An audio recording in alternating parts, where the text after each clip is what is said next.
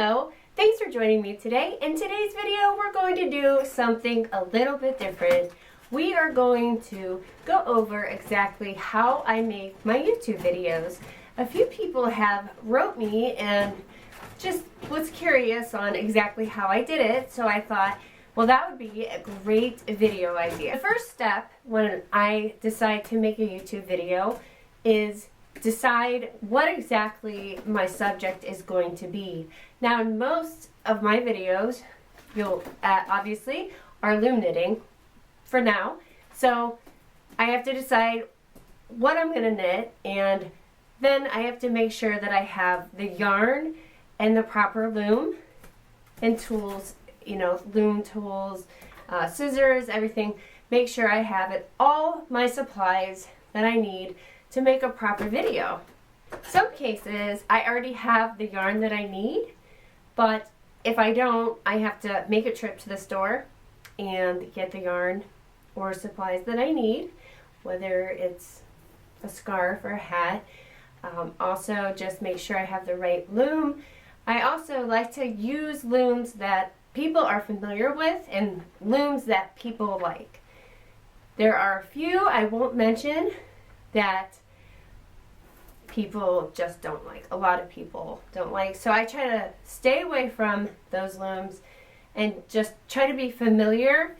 I also like to do easy step-by-step videos. That is just my thing. I love it. I love to help. I love helping, and so that is, I try to keep it as easy as possible to keep new people in mind. And it's just, I try to think of where I was, and there are a lot of advanced loom knitters. So when I start my project, I use a background that is clear. This is the table that I use, and it is a white table, obviously, and I try to use yarn that's going to show up nice on camera. I have my space clutter-free, or at least I try to, of what you all can see. So the clear viewing shot is very important. Now, some people make their videos on their cell phones, and that's totally cool too. You can do that. I started with a cell phone and a tripod from Walgreens. That was about $10, and I made my videos at my kitchen table. And at the time, that's what worked for me. I started doing YouTube when my youngest daughter went to kindergarten.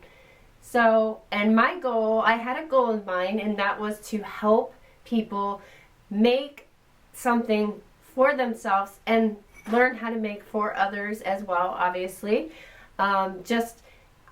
It's very important to me. It's one of my passions to have something that you know you can do and that you can be proud of. And honestly, when I first got my loom, I left it in the closet for I think a year at least. I tried it once. I was like, this is not for me. So I put it in the closet, and one day I decided to get it out, and it worked for me, and I just started expanding and doing other things, and then I decided that I wanted to help other people learn how to loom knit as well. So that's how my channel was started originally.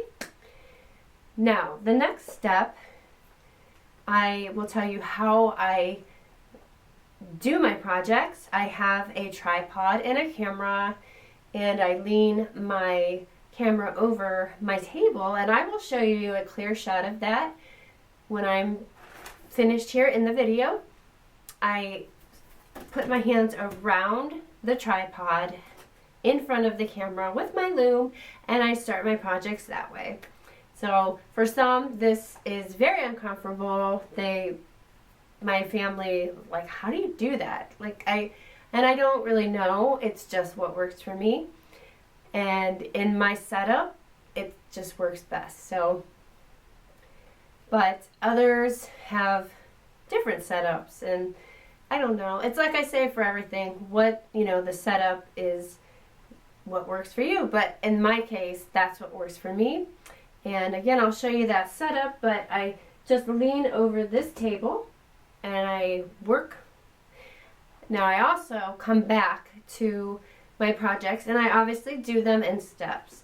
So I start the cast on and then I show you how to do the first step and I have you come back for the second step. I obviously can't knit an entire scarf in one sitting. It does take me days sometimes to do one project because of just life in general with having small children at home, and my son has autism, which sometimes it takes away my sleep. So and I'm too tired to knit. Other times I have medical issues. So during all these, these past 4 or 5 years, I have had an ongoing set of medical problems that I've had to take sort of a break in between my knitting, and unfortunately there is nothing I can do about it, but life happens, right? So as I was saying, the viewer is watching, so it's important to have a good view, or as a view as best as you can get of exactly what you're doing, and that is important, so people can see what you're doing. In my earlier videos, like I said, I used a tripod from Walgreens and a cell phone, and I had a side view, so I had to really work on keeping my hands out of the way. Sometimes it worked and sometimes it didn't, but those were my early videos, and thankfully, they've gotten a little bit better. It's always fun to go back and look at some of your beginning videos, and you'll see if you're creating your own channel how you progress, and it's fun to look back and go, oh my gosh, I can't believe that I did that, or I filmed that there, or I don't know. So just make sure you're doing the best you can as far as what your viewer can see, because you want to hold your viewer's attention. Once the project is done, I normally film an intro to show my face. I like to show my face and let you know who I am. And sometimes I will also come back on and say goodbye. It depends. Honestly, it depends on the time and what's going on in the house. So a lot of times I don't have a lot of quiet.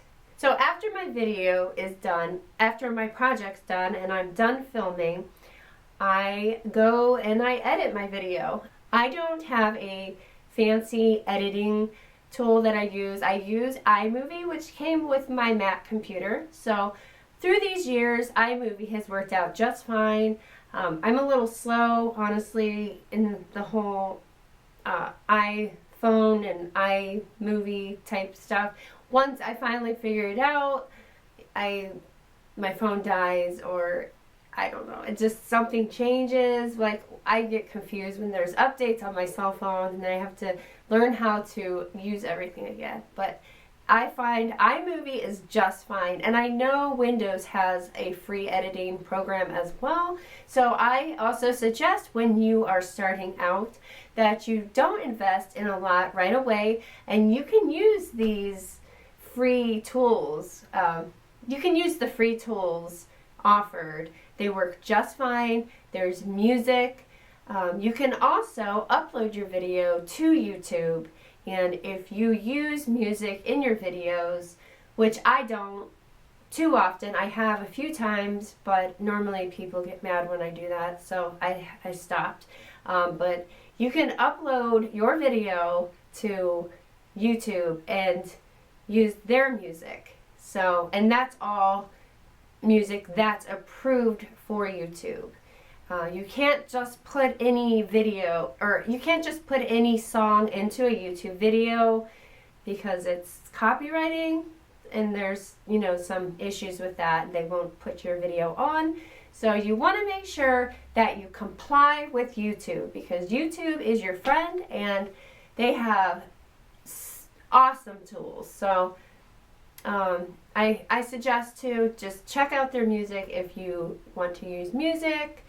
I can also make a YouTube video on how exactly I upload and the different steps that I take. If anyone's interested, just leave me a comment below. So once my editing is done and I'm pleased with everything in the line, then I upload my video to YouTube. It does take some time sometimes. I think the longest it's taken is an hour, but I like I said, that may have been when I had slower internet. But then once it's up, you go into the YouTube and you edit different things on your preferences and your video is up. So I hope that you've enjoyed this video. Again, I know it's a little different, but I thought it might be fun. And if you have any questions or would like me to make a video on something else that has to do with YouTube or my videos or how I specifically do something, please let me know. I do love doing this. So I thank you so much for watching, and I will see you at the next video. Thanks for watching. Bye!